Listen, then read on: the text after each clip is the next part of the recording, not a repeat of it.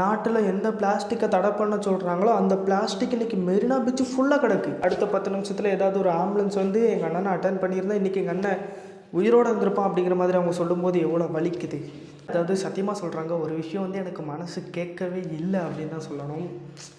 நேற்றே நம்ம வான்வெளி சாகசம் நடந்துச்சு, அதை பற்றி ஒரு வீடியோ போட்டிருப்போம்.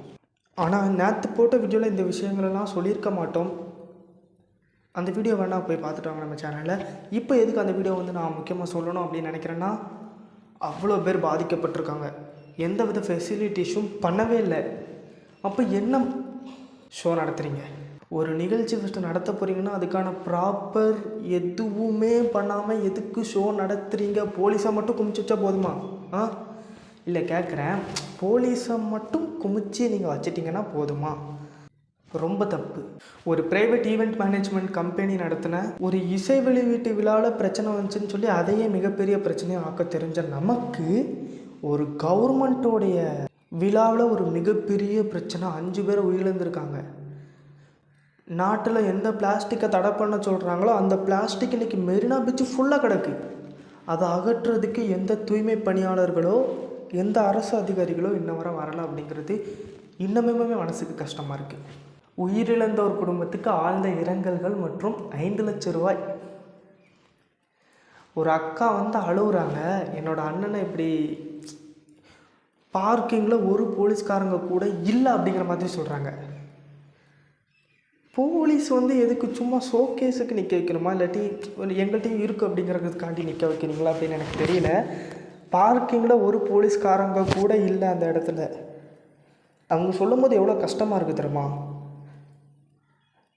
இதோ ஒரு போலீஸ் 2 போலீஸ் பார்த்துருந்தா கூட அடுத்த 10 நிமிஷத்தில் ஏதாவது ஒரு ஆம்புலன்ஸ் வந்து எங்கள் அண்ணனை அட்டன் பண்ணியிருந்தால் இன்றைக்கி எங்கள் அண்ணன் உயிரோடு இருந்திருப்பான் அப்படிங்கிற மாதிரி அவங்க சொல்லும்போது எவ்வளோ வலிக்குது.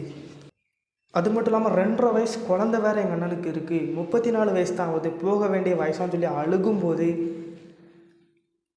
இதுக்கு காரணமானவங்களாம் தூக்கு மாட்டிட்டு இங்கே எந்த வித ஃபெசிலிட்டிஸும் பண்ணலாட்டி, ஃபெசிலிட்டிஸ் நாங்கள் எதுவும் பண்ணலை, ஸோ இப்போதைக்கு நிகழ்ச்சி நடத்த முடியாது, கொஞ்ச நாள் கழித்து பார்த்துக்கலாம் அப்படின்னு சொல்லிட்டு நீங்கள் போயிட்டே இருக்கலாமே, எதுக்கு நீங்கள் அப்படி பண்ணலை?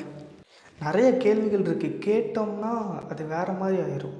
அதுலேயும் என்ன தெரியுமா சொல்கிறாங்க, நான் எங்கள் மேடெல்லாம் எந்த தப்புமே கிடையாது, அவங்க வெயிலின் தாக்கம் காரணமாக இது நீர்ச்சத்து கம்மியாகி மயக்கம் போட்டு விழுந்துட்டாங்க, இறந்துட்டாங்க அப்படின்னு சொல்கிறாங்க. அவங்க இறந்துட்டாங்க தான், அதுக்கு நீங்கள் எதுவும் பண்ண முடியாது தான், அதே நான் ஒத்துக்கிறேன். ஆனால் நீங்கள் நினச்சிருந்தா கண்டிப்பாக காப்பாற்றிருக்க முடியும். ஏன்னா கரெக்ட் டைமுக்கு ஆம்புலன்ஸ் வந்திருந்தால் காப்பாற்றிருக்க முடியும், போலீஸ்காரங்களை கரெக்டான இடத்துல நிப்பாட்டியிருந்தால் காப்பாற்றிருக்க முடியும். இப்போதைக்கு 5 பேர் உயிரிழந்திருக்காங்க, இன்னும் எத்தனை பேருன்னு தெரில. 130 பேருக்கு மேலே ஹாஸ்பிட்டலில் இருக்கிறாங்க. எவ்வளோ ஆசையாக வந்திருப்பாங்க. நம்ம சென்னையில் எப்படி நடக்கு, இதுலேயும் ஒரு பாட்டு வெக்கமே இல்லாமல் ஒரு பாட்டை போட்டு நம்ம சென்னை போல் வேற ஊரே இல்லை, காரி துப்பணும்.